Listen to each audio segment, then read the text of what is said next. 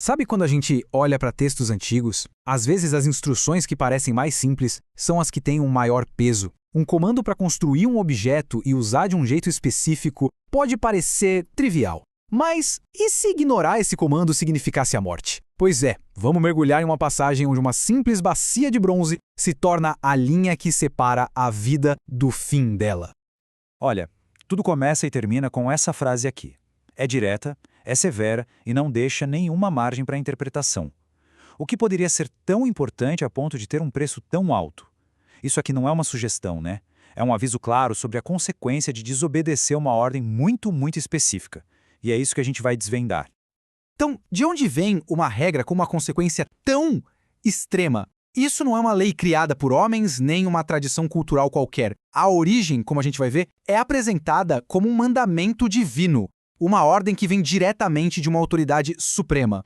A fonte não podia ser mais clara. A instrução é passada de Deus para Moisés, que, por sua vez, ia transmitir para o seu povo. Isso já estabelece todo o contexto sagrado e a importância absoluta de cada detalhe que vem a seguir. É a autoridade por trás da ordem que dá a ela o poder de vida ou morte. E no centro desse mandamento está um objeto. Não é uma arma, nem uma coroa, mas algo, olha, surpreendentemente comum. Um item de limpeza. A gente vai ver como a composição e o propósito dele o transformam em algo totalmente sagrado. O objeto em questão é uma pia de bronze, que também pode ser chamada de lavatório. Basicamente, é uma bacia bem grande feita para purificação ritual. Um item que tem uma função prática, mas que carrega um significado simbólico gigantesco. E os detalhes da construção são fascinantes. O material, bronze. A base dela, também de bronze. A localização era super precisa. Tinha que ficar entre a tenda da congregação e o altar. E, claro, o conteúdo era água.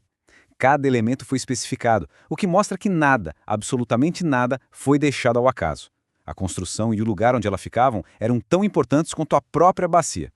Mas, claro, ter o objeto no lugar certo era só o primeiro passo. O verdadeiro propósito da bacia de bronze estava no seu uso, um ritual bem específico de purificação. Vamos ver como é que isso funcionava na prática. E olha que interessante, esse ritual não era para todo mundo não, era uma exigência específica para Arão e seus filhos, ou seja, a linhagem dos sacerdotes. Eram eles que serviam na presença de Deus, que atuavam como intermediários, e por isso o padrão de pureza que era exigido deles era excepcionalmente alto. O processo em si era até simples, mas obrigatório. Sempre que eles se aproximavam do espaço sagrado para cumprir seus deveres, eles tinham que parar nessa bacia e lavar as mãos e os pés. As mãos que ofereciam sacrifícios e os pés que pisavam no solo sagrado. Tudo precisava ser ritualmente puro. E é aqui que todas as peças se encaixam.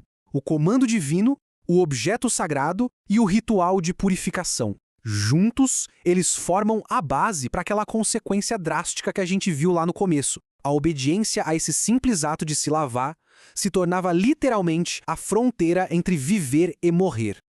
Isso nos leva à pergunta central, né? Por quê? Por que um ato de higiene, mesmo que ritualístico, tinha uma consequência tão fatal? A questão era a limpeza física ou tinha algo muito mais profundo por trás?